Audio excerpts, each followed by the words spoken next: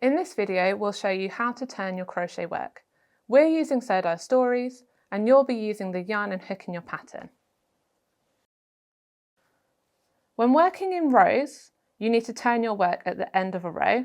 If you're working in rows, you work the back and front of your crochet, so that both sides are the same. If you're working in rounds, the front side will always face you. So to work out how we turn our crochet, I'm going to continue doing my treble along this row.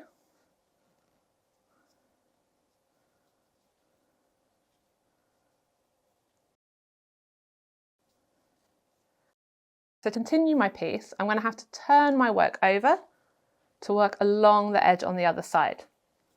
When you turn your work, you then will need to chain up a number of stitches depending on the stitch that you're doing.